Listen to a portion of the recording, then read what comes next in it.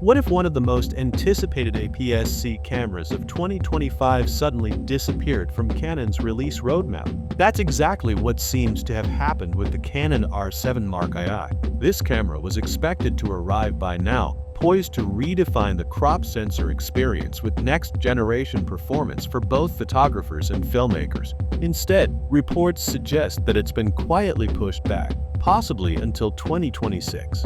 And the reasons behind this delay might reveal far more about Canon's long-term strategy than most people realize.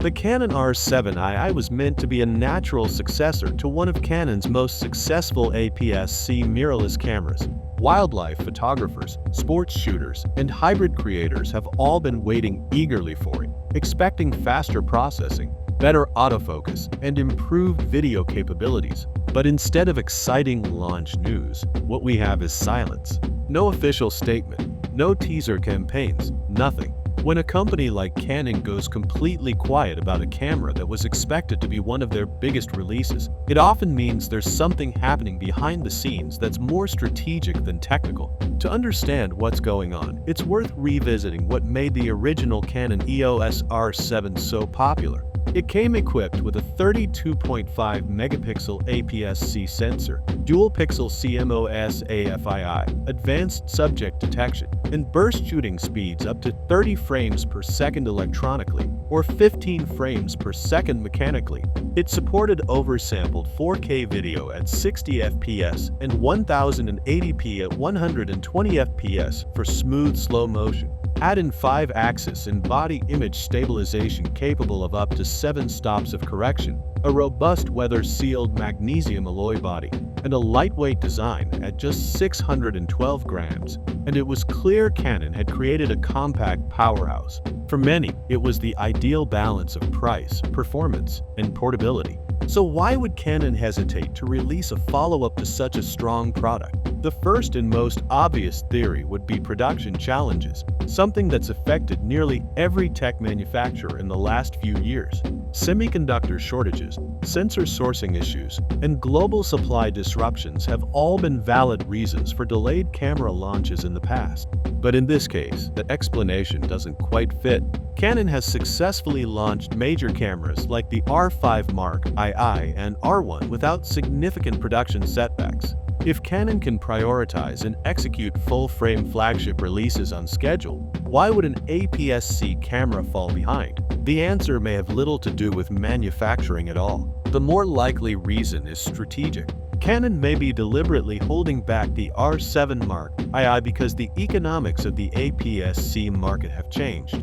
Historically, APS-C cameras have served as Canon's gateway lineup, offering affordable access to the EOS system for beginners, enthusiasts, and even professionals who needed extra reach for wildlife or sports. But over the past 2 years, the boundaries between APS-C and full-frame have blurred. Full-frame models have become significantly cheaper. Cameras like the Canon R8, often available for under $1,500, and the R6 Mark II, which has seen substantial price cuts since launch, have made full-frame photography far more accessible than before. For Canon, this shift changes everything. When consumers can now buy a full-frame camera for only a few $100s more than a premium APS-C model, the incentive to invest in crop sensor gear starts to fade. And from a business standpoint, Canon benefits much more when customers choose full-frame. Full-frame cameras not only command higher profit margins but also encourage users to buy more expensive lenses and accessories,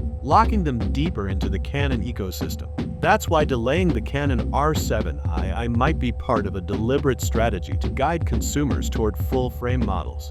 Instead of releasing an APS-C camera that could potentially compete with the R6 Mark II or R8, Canon may be creating a natural incentive for users to upgrade. By withholding the R7 II, Canon effectively limits the choices available to those wanting new gear in 2025.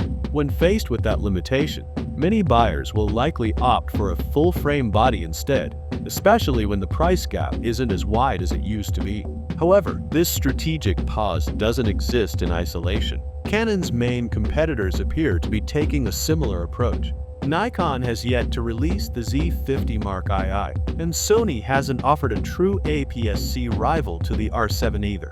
Across the industry, development in the APS-C mirrorless category has slowed to a crawl. That's not a coincidence, it's a signal. Manufacturers are closely watching one another, waiting to see who will move first. The truth is, APS-C cameras simply don't generate the same profits as full-frame systems. APS-C models attract cost-conscious buyers, many of whom stick with kit lens or opt for third-party glass. They're perfect for enthusiasts, but less appealing to professionals with bigger budgets. In a shrinking camera market, where smartphones continue to dominate casual photography, companies like Canon, Sony, and Nikon have to focus their resources on products that yield the highest returns. And right now, that means high-end full-frame cameras and premium lenses. But the delay might also serve another purpose: marketing. Canon understands the power of anticipation. By postponing the R7 Mark II, the company keeps excitement and curiosity alive. The longer fans wait, the higher the anticipation builds, which can translate into massive launch day attention when the camera finally arrives. More importantly, Canon's timing ensures its most profitable cameras get their moment in the spotlight. The R5 Mark II and R1, for example, were top priorities for 2024 and early 2025. Both cameras cater to professionals and serious enthusiasts, boosting Canon's image as a brand at the forefront of innovation. If Canon were to release the R7 II around the same time, it would risk dividing attention and potentially cannibalizing sales. After all, why spend $3,000 on an R6 Mark II when you could get most of its features in an R7 II for nearly half the cost? Canon can't afford internal competition like that, especially during the crucial marketing cycle of its flagship models.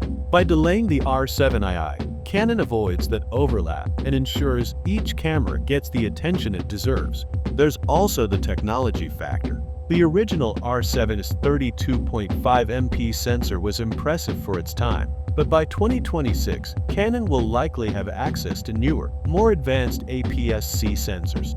These could offer better dynamic range, improved low-light performance, faster readout speeds, and enhanced power efficiency. If Canon released the R7 II now with only incremental improvements, it might feel outdated by the time next-generation sensors hit the market. By waiting, Canon can deliver a camera that not only justifies its price, but also sets a new benchmark for APS-C performance. In essence, Canon seems to be playing the long game. Rather than rushing out updates just to meet expectations, it's focusing on timing, profitability, and technological readiness. This is a very different camera market than it was 5 or 10 years ago. The race to release new models every year is over. Now, the goal is to maximize impact with fewer, more strategic launches.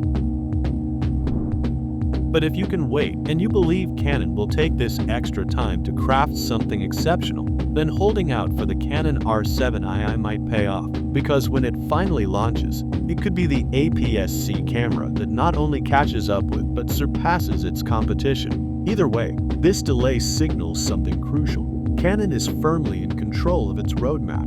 The company is prioritizing strategy over speed, value over volume. The Canon R7 II isn't canceled, it's simply being positioned for maximum impact. And when it does arrive, it might just redefine the balance between APS-C and full frame once again.